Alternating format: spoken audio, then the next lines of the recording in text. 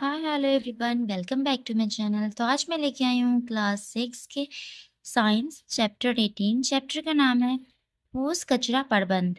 तो आइए हम इसका क्वेश्चन आंसर सॉल्व करते हैं। तो हमारा फर्स्ट क्वेश्चन है, अपने स्कूल से निक, निकलने वाले कूड़े कचरे में मौजूद अपशिष्ट पदार्थों की सूची बनाइए।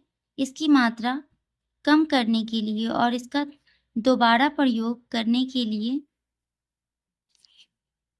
क्या उपाय करेंगे बताइए? तो ये आप खुद से करेंगे। अ, ये मैं आपको नहीं लिखाऊँगी, ये करके दिखना है, तो आप खुद से अपने स्कूल में करिए ऐसा। सेकंड क्वेश्चन देखते हैं। सेकंड क्वेश्चन है हमारा, रोज़मर्रा के जीवन में प्लास्टिक इस्तेमाल करने के लाभ और हानियाँ लिखें। जो हम लोग यूज़ करते हैं प्लास्टिक, उसका बेनिफिट्स क्या है और उसका मतलब उससे क्या हार्म होता है, वो बताना है। तो आइए हम इसका आंसर देखते हैं।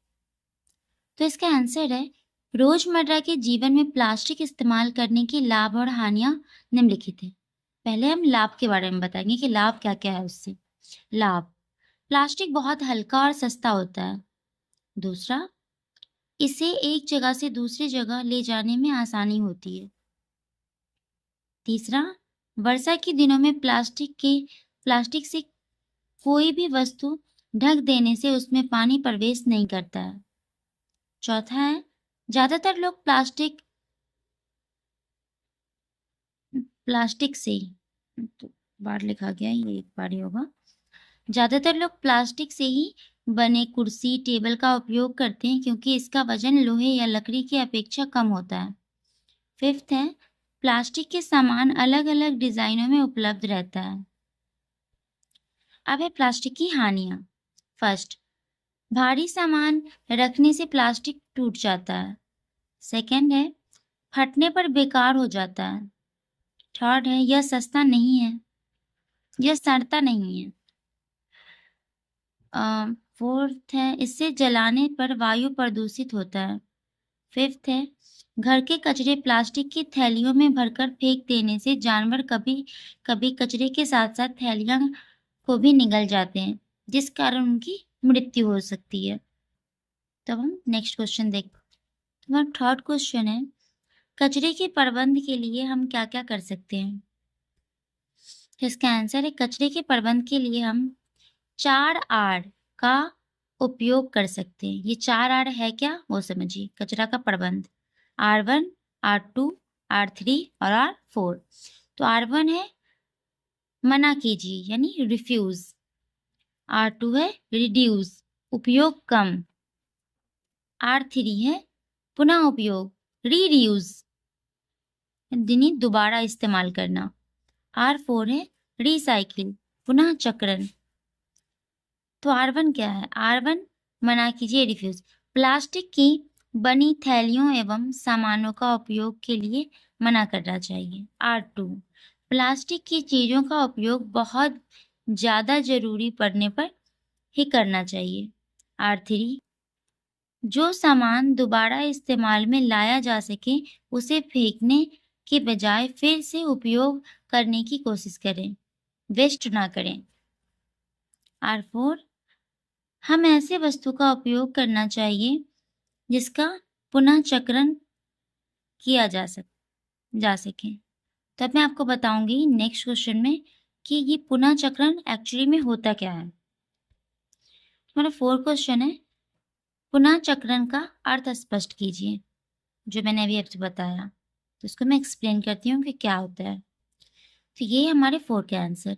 जब बेकार वस्तुओं को वापस उपयोगी बनाने के लिए कुछ प्रक्रियाएं द्वारा नए रूप से परिवर्तित कर दिया जाता है, उसे पुनः चक्रण कहते हैं। जैसे प्लास्टिक, कागज, लोहा, एल्युमिनियम या किसी भी धातु आदि का उपयोग बड़े बड़े कारखानों में किया जाता है, अर्थात इसका पुनः चक्रण किया जाता है।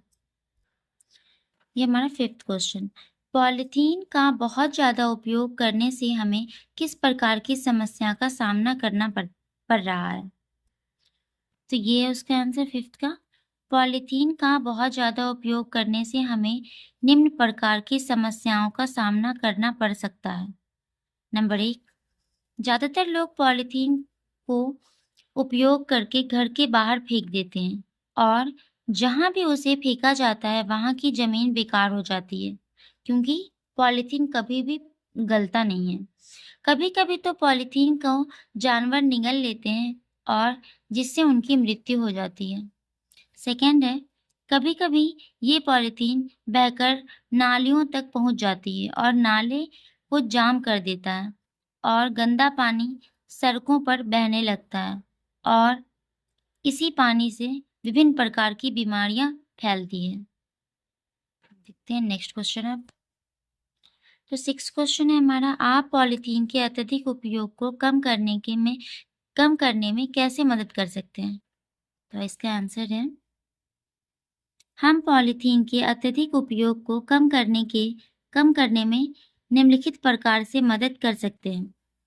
पहला, बाजार जाते समय घर से जूट या कपड़े की थैली लेकर जाना चाहिए, जिससे पॉलीथीन हमें ना मिले और हम अपने थैले में सामान रख लें। दूसरा है, प्लास्टिक के प्लेट या ग्लास आदि का उपयोग नहीं करेंगे। नंबर 3, उपयोग के बाद प्लास्टिक की चीजें को इधर-उधर नहीं फेंकेंगे।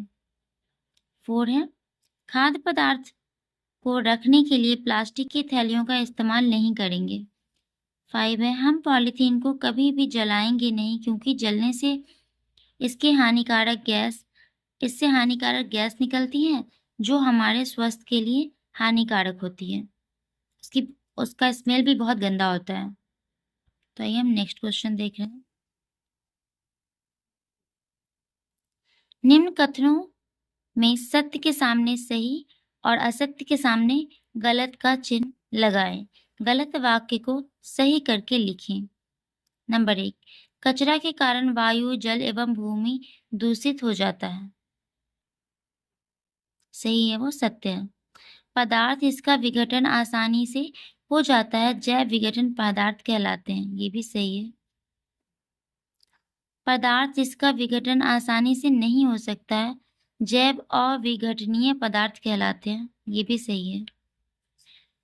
पुराने अखबार, शीशियों, प्लास्टिक और धातु से बनी चीजें को कुछ प्रक्रियाओं द्वारा नए उपयोग में परिवर्तित करना पुनःचक्रण कहलाता है।